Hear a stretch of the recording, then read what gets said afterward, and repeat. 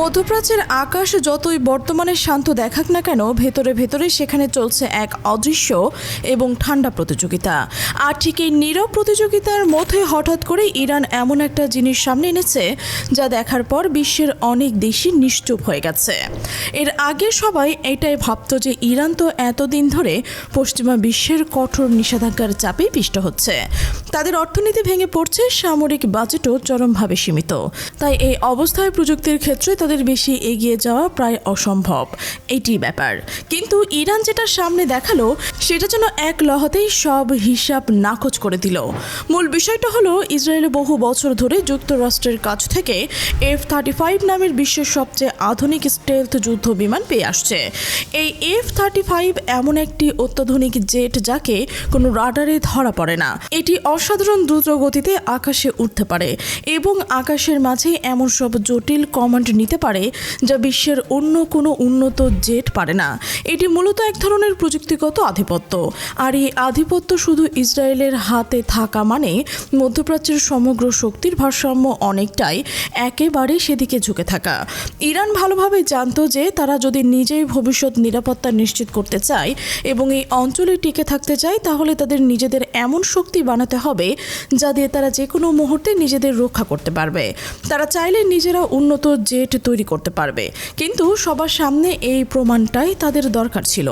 আর ঠিক এখানে ইরান সবাইকে চমকে দিয়ে একটি হাই স্পিড জেট সামনে নিয়ে এলো, যা দেখে প্রথমে আন্তর্জাতিক বিশ্লেষকরা বুঝতে পারলেন যে ইরান নিজেদের জন্য সম্পূর্ণ এক নতুন পথ খুলে ফেলেছে। ইরানে তৈরি নতুন প্রযুক্তির সবচেয়ে বড় এবং আলোচিত বিষয় হলো এর অবিশ্বাস্য গতি। বিভিন্ন সূত্র বলছে যে এর গতি ঘন্টায় 4300 কিলোমিটারের বেশি। এই জেটটি তার প্রথম ফ্লাইটে উড়ে যাওয়ার সময় এমন বিস্ফোরক গতিতে আকাশে উঠছে যে প্রথম পর্যায়ের ভিডিও দেখার সঙ্গে সঙ্গেই অনেক বিশেষজ্ঞদের মনে গভীর সন্দেহ তৈরি হয়। তারা ভাবতে শুরু করেছেন যে ইরান কি সত্যি এমন প্রযুক্তি নিজেদের একার তৈরি করতে পারলো। কারণ এত দ্রুতগতির পরীক্ষামূলক জেট তৈরি করা শুধু টাকা থাকলেই নয়, এর জন্য দরকার হয় দীর্ঘ বছরের অক্লান্ত গবেষণা, সবচেয়ে উন্নত মানের উপকরণ, সুপারসনিক ধাতু এবং বিশেষভাবে ডিজাইন করা একটি শক্তিশালী ইঞ্জিন। আর এই জেটের ইঞ্জিন নিয়ে এখন আন্তর্জাতিক পর্যায়ে চলছে সবচেয়ে বেশি আলোচনা। অনেক আন্তর্জাতিক বিশেষজ্ঞরা বলছে যে ইরানের এই ইঞ্জিন পেয়েছে রাশিয়ার প্রযুক্তিগত সহযোগিতা থাকতে পারে, কারণ রাশিয়া গত কয়েক দশক ধরে দ্রুতগতির ক্ষেপণাস্ত্র, রকেট এবং সুপারসনিক ইঞ্জিন তৈরির ক্ষেত্রে বিশ্বের সেরা অবস্থানে রয়েছে। ইরান এবং রাশিয়ার সাম্প্রতিক সময়ে ঘনিষ্ঠ সামরিক সম্পর্কের পরিপ্রেক্ষিতেই ধারণা করা হচ্ছে যে ইরান হয়তো রাশিয়ার কাছ থেকে চৌম্বক ক্ষেত্রের মতো গুরুত্বপূর্ণ ইঞ্জিনটি পেয়েছে। তবে ইরান সাধারণত তাদের সামরিক গবেষণার কাজগুলো অত্যন্ত গোপনীয়তার সাথে করে থাকে। বাইরের বিশ্বের দেশগুলো খুবই কম জানতে পারে যে তারা ঠিক এখন কি বানাচ্ছে। এমনকি অত্যাধুনিক স্যাটেলাইটের ইমেজ ব্যবহার করেও অনেক সময় তাদের গবেষণাগারগুলো ঠিক মতো ধারণা পাওয়া যায় না। আর এই পরীক্ষামূলক জেটটিও ঠিক সেই রকমই ছিল। কেউ ভাবতেই পারেনি যে নিষেধাজ্ঞার চাপে থাকা এই দেশ একেবারে নিজেদের গবেষণাগারে বসে এমন প্রযুক্তি তৈরি করতে পারবে। তবে সবচেয়ে আশ্চর্যের ব্যাপার হলো এই জেটের বডি তৈরিতে ব্যবহৃত উপাদান। এই বডি সাধারণত কোনো স্টিল বা অ্যালুমিনিয়াম দিয়ে তৈরি করা হয়নি, বরং এটি তৈরি করা হচ্ছে টাংস্টন ধাতু দিয়ে। এর ফলে উচ্চ গতিতে আকাশে ছুটে চলার সময়ও এর বডি সম্পূর্ণ ঠান্ডা থাকে এবং কোনো প্রকার ক্ষতির শিকার হয় না। তবে সবাই এখন ধারণা করছে যে এবার ইরান তাদের পরবর্তী ধাপের দিকে এগিয়ে যাচ্ছে, আর সেই পরবর্তী ধাপ হলো নিজস্ব উন্নত যুদ্ধবিমান তৈরি করা।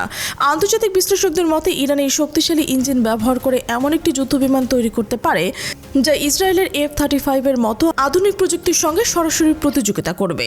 এটি হয়তো F-35কে টেক্কা দিয়ে মধ্যপ্রাচ্যের আকাশে চলবে, আর সেটাই মধ্যপ্রাচ্যের শক্তির মানচিত্রে পুরোপুরি বদলে দেওয়ার জন্য যথেষ্ট। এই জেট সামনে আসার পর থেকে মধ্যপ্রাচ্যের পরিবেশ একেবারে বদলে গেছে। ইসরায়েল এতদিন ধরে যে একচ্ছত্র আধিপত্য নিয়ে আকাশে ঘুরে বেড়াতো, সেই আধিপত্য একেবারে মারাত্মক এক চ্যালেঞ্জ দেখা দিয়েছে। গোটা বিশ্ব এখন নিশ্চুপ অপেক্ষায় রয়েছে ইরান পরবর্তী ধাপে আর কি দেখাবে। তারা কি আকাশে এমন গতি অর্জন করতে পারবে যা অন্য সব দেশকে হতবাক করে দেবে? তারা কি F-35 এর সামনে কোনো স্টেলথ জেট বানাতে পারবে? এই প্রশ্নগুলোর উত্তর এখনও পরিষ্কার নয়। তবে এই প্রাথমিক পরীক্ষায় ইরান যে পথ দেখিয়েছে তাতে মনে হচ্ছে তারা সেদিকে দৃঢ় প্রতিজ্ঞবদ্ধ হয়ে হাঁটছে। একসময় মধ্যপ্রাচ্যের দেশগুলো নিয়ে সবাই ইরানকে বেশ হালকাভাবে নিতেন, কিন্তু এখন তারা ইরানকে নিয়ে কথা বলার আগে অন্তত দুইবার ভাবছেন। আসলে কেউ জানে না যে ইরানের ভেতরে ভেতরে আরও কত উন্নত প্রযুক্তি তৈরি করে ফেলছে। মাত্র এই কয়েক মাসের ভেতরেই ইরান তাদের মিসাইল সিস্টেমে এত বড় পরিবর্তন আনলো, সেই সুপারসনিক প্রযুক্তি নিয়ে হাজির হলো। যদিও চীন বা রাশিয়া এই ব্যাপারে সরাসরি কোনো মন্তব্য করেনি, তবে বিশ্বের বড় বড় পরাশক্তিগুলো ভালোভাবে জানেন যে ইরানের পেছনে তার তিনটি অন্তত শক্তিশালী বন্ধু রাশিয়া, চীন এবং উত্তর কোরিয়া নীরবে দাঁড়িয়ে রয়েছে।